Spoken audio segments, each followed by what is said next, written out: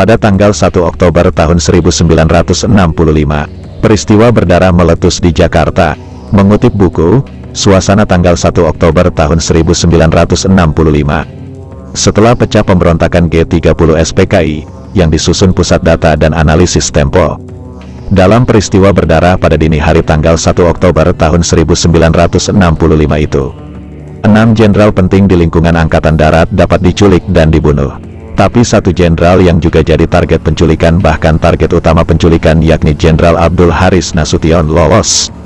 "Saya lolos karena tangan Tuhan," kata Nasution saat diwawancarai wartawan majalah Tempo. Padahal ketika itu, pengawal di rumah Nasution sebetulnya adalah anggota Kolonel Abdul Latif, salah satu pentolan G30 SPKI.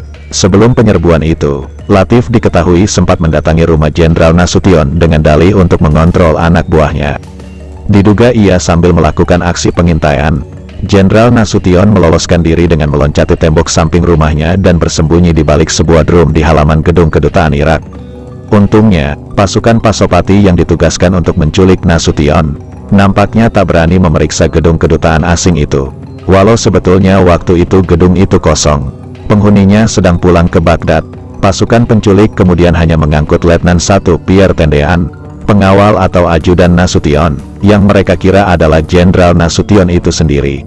Menurut Pusat Data dan Analisis Tempo dalam buku yang disusunnya, lolosnya Jenderal Nasution belakangan diketahui menimbulkan kekhawatiran bagi pasukan Gestapo. Mereka sangat panik. Sang jenderal yang terluka itu akan mengumpulkan pengikutnya untuk melakukan aksi balasan. Karena itu, di tengah kepanikan yang melanda komplotan gerakan 30 September, paginya Letkol Untung Syamsuri yang didaulat jadi komandan Gestapo memerintahkan pasukannya yang ada di sekitar Monas untuk menguber Nasution. Tapi gagal, karena rupanya pasukan Batalion 454 yang saya tugasi tak mengenal Nasution dan tak tahu di mana rumahnya, kata Letkol Untung kelak di hadapan sidang Mahkamah Militer luar biasa yang mengadilinya setelah dia tertangkap.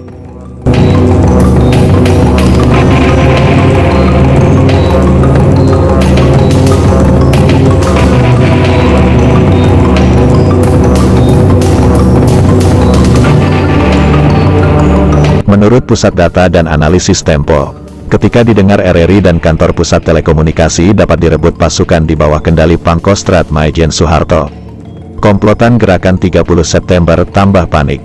Situasi jelas sudah berbalik. Mereka sedang terpojok pada waktu itu di sebuah rumah perwira Auri di Halim. Para pentolan G30S sudah kalut. Syam Kamaruzaman, Ketua Biro Khusus PKI, masih mencoba mengangkat semangat teman-temannya dengan mengusulkan gerakan lanjutan, melakukan serangan balasan. Saran itu tidak kami jawab. Pada umumnya pikiran kita amat dipengaruhi akan tidak suksesnya gerakan Pasopati menculik Nasution. Ada laporan pasukan di Monas seharian tidak makan dan sudah mengundurkan diri dari posnya. Laporan itu membuat komando kami jadi ruwet. Begitu pengakuan Untung kemudian di hadapan sidang Mahkamah Militer luar biasa. Yang lebih gawat, menurut Pusat Data dan Analisis Tempo, komplotan gerakan 30 September gagal pula menemui Presiden Soekarno pagi hari itu.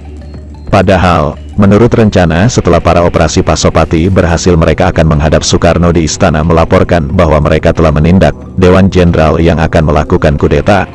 Bila restu Presiden diperoleh, kemenangan segera berada di tangan. Maka, pukul 7 pagi itu dua wakil ketua Dewan Revolusi, Brigjen Suparjo dan Letkol Heru Atmojo, ditemani Mayor Bambang Supeno, Komandan Batalion 530 dan Mayor Sukirno, Komandan Batalion 454 berada di Istana Merdeka.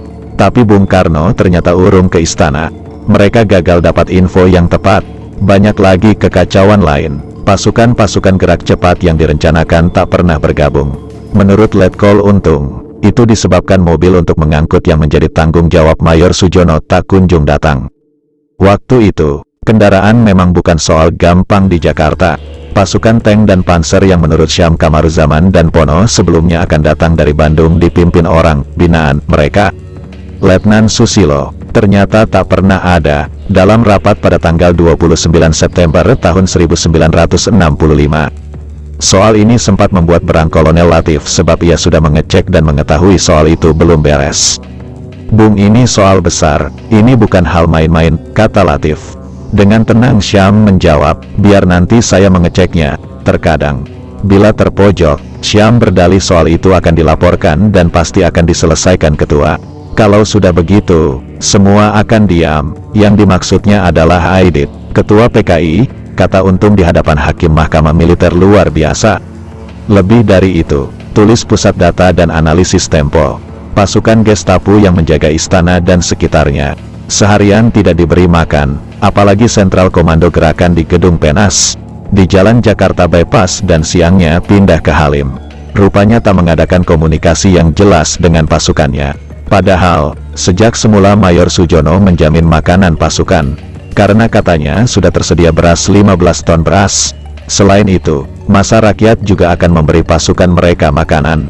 Rupanya, baru pada pukul 11 siang tanggal 1 Oktober itu, Brigjen Suparjo berhasil melapor kepada Bung Karno yang berada di Halim.